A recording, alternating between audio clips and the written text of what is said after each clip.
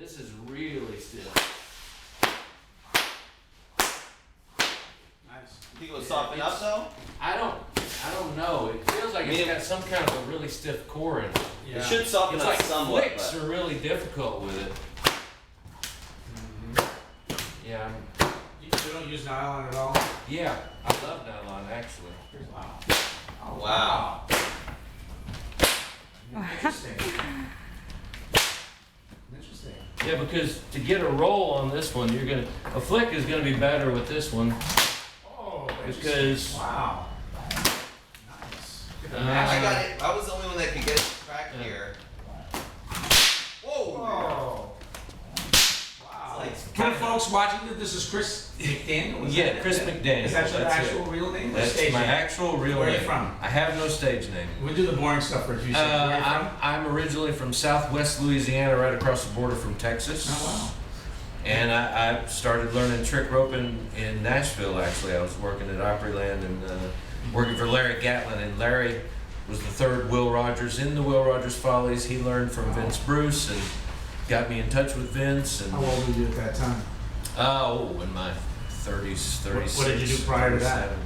I was a singer, actor. I juggled a little bit, but I was never good enough to really put together an act. I messed around with magic, but I couldn't really decide on a character. And when I picked up a rope, everything kind of clicked. You do that professionally now, right? Yeah, trick roping, bullwhip show.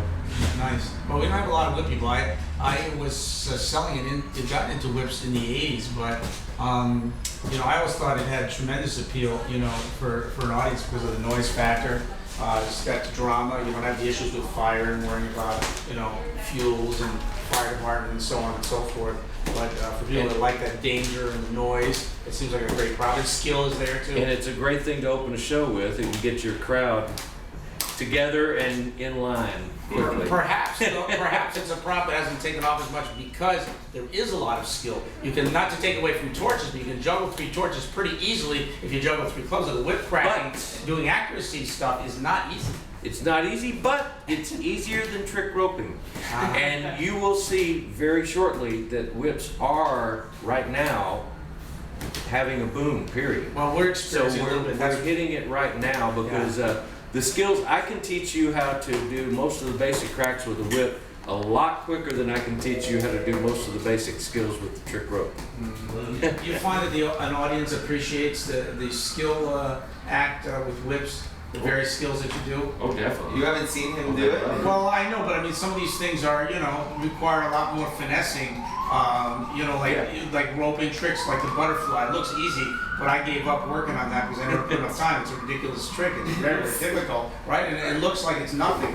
So I don't. And again, there's the cliche: people that are really good make it look easy, kind of thing. So that works against you in a The way. first thing I noticed when I started learning the butterfly was, I was doing a strolling gig at Opryland, so I could walk around with my rope all the time, and I Yeah. would just practice like that. So I learned the flat loop, and I learned how to do the wedding ring, and I was walking around learning the butterfly. When I first got it, I started walking around. I'd do the butterfly, and people would go, "Well, can't you step in it?" It's like nobody cared, unless you can do rollovers and popovers, and then the butterfly is what you need for that, the basis for those tricks. But as the trick itself, no. And my teacher, Gene McLaughlin, who was actually the first guy that gave me the rope, old time guy, I was working on the spoke roll, which is where you're doing the butterfly and you get the rope over your hand, and then you roll the loop over the spoke. Right. And it's small, it's right in front of you, it's very technical. Trick ropers used to do it all the time. It's kind of the little, test of skill. Like the Mills mess of Mills mess of roping. And he saw me practicing that, and he said, "Why are you working on that?" And I said, "Well, I thought it was the next thing to work on." He said, "No, nobody but trick ropers care about that trick." He said, "Don't do the trick. Do the ones that people want to see. Yeah. They want to see a flat loop. They want to see you in it. They want to see you jump through it. They want to see a big rope. Yeah. Everything else is moving from one of those to another." They yell at you. And most of my trick roping, though, at the time I learned trick roping, I had to go to Florida to go, to the fish camp meeting that the Wild West Arts Club was having then. I went to Myrtle Beach to go stay with Vince over a weekend and let him teach me some stuff. Gene McLaughlin came to Nashville, but I would get a coaching session and I would go for a month or two without ever seeing another trick roper and having to try to figure it out myself. Yeah. And it was good working at Opryland too, though, because we had dance practice rehearsal rooms where I could look in a mirror while I was doing it. And looking in a mirror actually really helped me to get from here to get to here Right. for the audience. It was wonderful for that. Sure. So, but the flat around for me, and what Vince told me and cleared it up for me, is that it just needs to roll around your back. So your hand doesn't need to go back there at all, really. So it's, from here, as soon as the Honda passes your leg, you want to bring it up and over and then around. And it's like this. It's like 1, 2, 3. And it kind of rolls 1, 2, 3. Yeah, it 1, does. 2, 3. Vince actually did it too. 1, 2, Oh. 1. Yeah, I can see that it's faster. It's like- Two. And it does touch your back. The outside of the wheel. It's like a rollover except around your It's back. counterintuitive too. You can watch his hand is not going in the back, which is very surprising. I mean, Yeah. Just right over my head. Because your instinct would be to go No, back. I'm definitely like going. Yeah. But See, you don't need to. Yeah. But it's timing and it's frustrating and a lot the of people. timing is hard because you can't see it. You have And, to feel and it. if the Honda hits your leg, it's going to push it off of you and make it go crazy like it almost did there. So it's here, here, here. Push it around, pull it up over your head, and catch it over here is the way I like to teach it. Right. So it's 1, 2, 3. Well, and most people's, that's what happens with most people in trick roping. Most people, everything they do, they work too hard at it. They push too fast on learning the flat loop. They try to go too fast when they're learning it. They don't, relax the rope and the weight of the Honda Yeah. determine how fast it's going to go. And most of these ropes that you buy are unweighted totally, the ones for the flat loop practice. And I always like to tell people, put a nickel on there or something to add a little bit of weight. But when they're lighter than that and you try to go too fast, all they do is they just keep opening up. Going faster opens the loop. Yeah. So the Right. Honda keeps climbing up the spoke, and pretty soon you can't stay in the middle. Now you're out Then you here. have to start to move the middle to keep Right. it together. You and can't now stay the on a loop fixed point. moves, hits you, and you're done. So you want to get to where you keep your hand right there. It's the hub of the wheel. Because it's hard to get success quickly with trick roping. It's very difficult.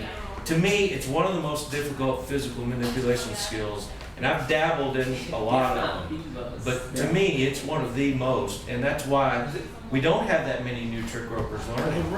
One of the problems is the Hear that, prop Ryan? itself is We're soft. and has taking no up the form. mantle. Natalie That's too. fairly unique. I mean, rings have a form. Right. So at least it stays round. It's so Even if you tenuous. drop, You're manipulating something that if you weren't doing everything you're doing to it, would just turn into a piece of spaghetti. Right. Exactly. This is a trick that's very frustrating. Well- I don't know how it looks. It doesn't probably look that hard, but it's unbelievably. I actually difficult. started it a little shorter than I would like my students to start. It started about this size of a loop. You don't want it too big, and you also want to keep it at that distance. Right there where I've got it's a pretty good distance to keep them even. It's actually 1.5 revolutions on each side, as Vince corrected me one time. I used to say 2, 1, 2, 1, 2. By the But it's way, actually 1.5 to 1.5. Somebody suggests taping the Honda in place. Do you recommend that or not? I don't. He I said know he some finds people.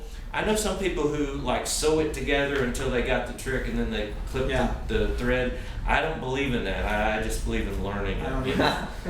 Fred Garbo doesn't believe in teaching people beanbags. I said, why not? He said, because I want people to pay for their mistakes. So, I mean, that's kind of old school, I guess. But So the thing about the butterfly is that you can do all these other A lot of variants. lot of variants, and the very popular rollovers but that's hard are stuff. that's the stuff that Yeah. looks good. And these ocean waves are essentially some Yeah, kind, and some I'm kind not of that good variation. at ocean waves. Ocean waves actually come off of a reverse. I see.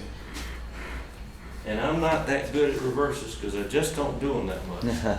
Can you do what they call the juggle? Is that Yeah, and I don't do much of the juggles It looks- either. really nice when? There you go.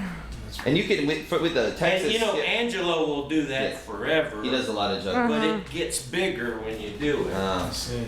Oh, wow. And if you're doing And if I had good knees, I would jump up and jump through that, but I don't. So I'll do the Texas skip for you, but Good not stuff, that. Chris. That's really nice. Why don't we?